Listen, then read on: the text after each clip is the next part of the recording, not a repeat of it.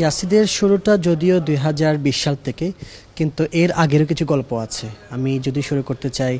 এবং বেশ কিছু কয়েকটা কারণের মধ্যে যেটা আমাকে সবচেয়ে বেশি মোটিভেট করেছে।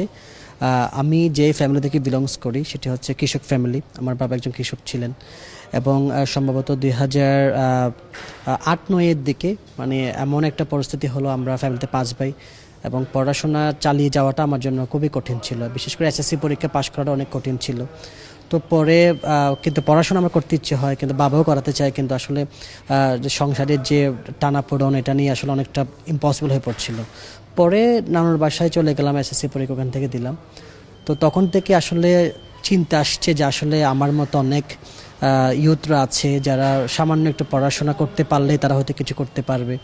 এবং বিশেষ করে মফস্বল এলাকায় যারা বড় হয় তারা মেন্টরশিপটা পায় না এবং একটু ফাইন্যান্সিয়াল সাপোর্টটা, এডুকেশনটা যাতে করতে পারে, ওই চিন্তা থেকে মূলত করা।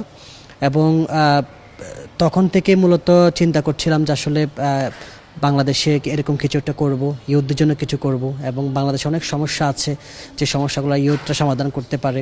সো ওই জায়গা থেকে 2010 সাল থেকে আমি ভলান্টিয়ারিং কাজ করি। তখন তো ছোটো ছিলাম, ওই মুহূর্তে তো সংগঠন খোলা পসিবল ছিল না। বিভিন্ন সংগঠন যুক্ত হয়, জাতীয়, আন্তর্জাতিক, স্থানীয় যে সংগঠনগুলো আছে ওখানে কাজ করছে ভলান্টিয়ার হিসেবে। তো এক পর্যায়ে 2014 সালে এসে চিন্তা করলাম যে না, আমাকে আরেকটু ফর্মাল হতে কাজ করতে হবে। তখন বিভিন্ন ট্রান্সলেটের কাজ করলাম, বিদেশির সাথে কাজ করলাম, বিভিন্ন মিডিয়া হাউসে কাজ করার সুযোগ হয়েছে। তো এক পর্যায়ে গিয়ে 2020 সালে এসে আমার যখন 19-এ আমার মাস্টার শেষ হয়, তখন চিন্তা করলাম যে না, এখন আমার পড়াশোনা শেষ হয়েছে, এক্সপিরিয়েন্সও হয়েছে, এখন আমাকে আমার যে স্বপ্ন ওখানে আগানো দরকার। তো সব কিছু মিলে 2020 সালে ফেব্রুয়ারিতে আমরা কাজটা শুরু করি। যে উদ্যম নিয়ে শুরু করেছিলাম সেটা জাস্ট 1.5 মাস পরে এটা কোভিড চলে আসে বাংলাদেশের মধ্যে এবং সব কিছু চ্যালেঞ্জিং হয়ে যায়, আমাদের জন্য কাজ করাটা চ্যালেঞ্জিং হয়ে যায়।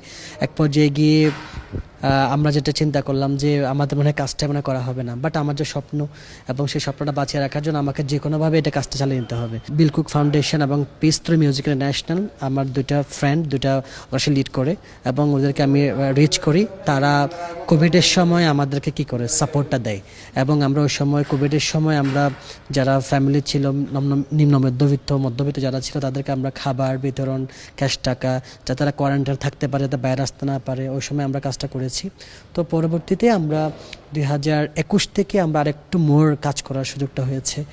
বিশেষ করে আমরা একটা প্রকল্প হাতে নিয়েছি যেটি হচ্ছে আমরা বলছি পিস থ্রু মিউজিক। এই যে সব পুরো বিশ্ব এখন শান্তি খুঁজতে চায়, শান্তি খুঁজে, এবং এই যে মিউজিকের মাধ্যমে কিভাবে শান্তিটা পাওয়া যায়। এবং এই আমাদের একটা ভলান্টিয়ার আছে এবং এই টোটাল 100 জনের একটা ভলান্টিয়ার টিম আছে, তারা আমাদের কার্যক্রমগুলো পরিচালনা করে। মিউজিকের মাধ্যমে তারা বিভিন্ন অ্যাওয়ারনেস মেসেজগুলো দিয়ে থাকে, শিশুদেরকে আমরা এগুলো দিয়ে থাকি।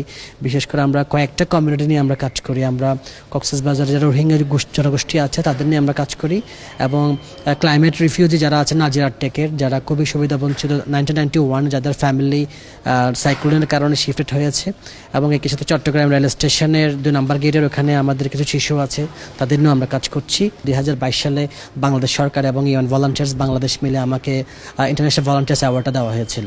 আমার সাথে আমার পেছনে কিছু মানুষ আছে যারা আমাকে মোটিভেট করে, যারা আমাকে সাপোর্ট দেয়, যারা আমাকে মেন্টালি সাপোর্ট দেয়, তাদের জ্ঞানগুলো শেয়ার করে, তাদের স্কিলগুলো শেয়ার করে, তাদের সহযোগিতায়, তাদের ইন্সপাইরেশনে আলহামদুলিল্লাহ যত সব চ্যালেঞ্জ ছিল সব কিছু টপকিয়ে এখনও কাজ করছে। চ্যালেঞ্জ এখন নাই তাও না, এখন যত দিন যাচ্ছে ইয়াসিদ গ্রো হচ্ছে, আরও বিভিন্ন জায়গায় কাজ করছে, বিভিন্ন টপিকে কাজ করছে। সো ওই জায়গাটা আসলে আমরা করার জন্য চেষ্টা করছি আর কি। আমি 2012-13 সাল থেকে মোটামুটি রোহিঙ্গাদের সাথে আমি জড়িত এবং তাদের বিভিন্ন জায়গায় আমি কাজ করেছি, বিভিন্ন রিসার্চের কাজ করেছি, ট্রান্সলেশনের কাজ করার সুবাদে ওখানে যাওয়া হয়েছে। এবং ওয়ার্ল্ডের টপ মোস্ট পারসিকিউটেড কমিউনিটি এখন রোহিঙ্গা, এবং একটা বিগেস্ট একটা মোর দেন 1 মিলিয়ন রোহিঙ্গা জনগোষ্ঠী কক্সবাজারে আছে এবং তাদের জন্য অনেকগুলো এনজিও অনেক কিছু করছে।